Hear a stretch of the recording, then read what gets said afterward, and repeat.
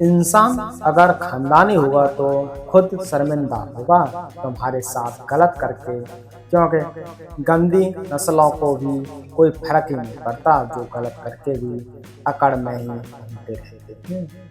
हाल पूछने वाले तो बहुत मिल जाएंगे, यहाँ दर्द को समझने वाले कोई मिले तो बात माने।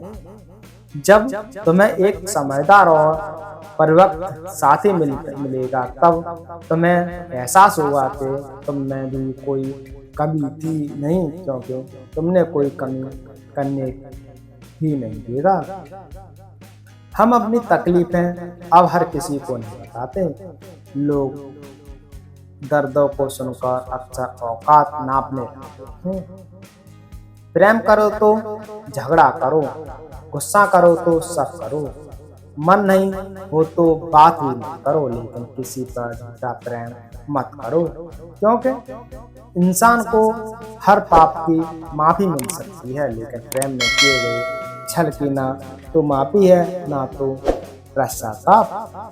चेहरे पर मुस्कान और आंखों में राज रखता हूँ, मैं अपनी तन्हाई में भी एक अलग अंदाज रखता हूँ।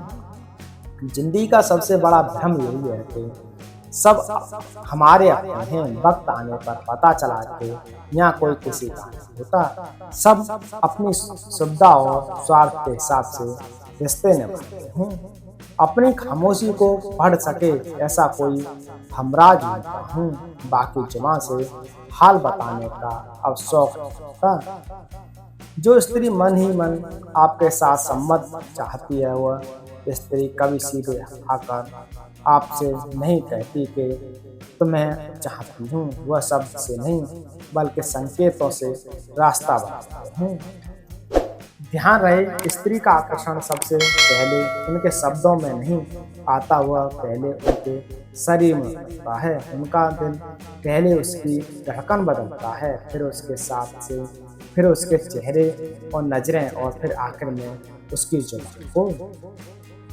पहला संकेत उसके बालों से पता चलता है। जब कोई स्त्री आपको सच में चाहती हो तो आपके सामने आते ही अपने हाथों को बार बार अपने बालों में लेकर जाएगी और उसे ठीक करने लगेगी। दूसरा संकेत, वो आपके साथ रहते हुए या आपके सामने आते अपने दुपट्टे या कपड़ों को बार बार ठीक करेगी।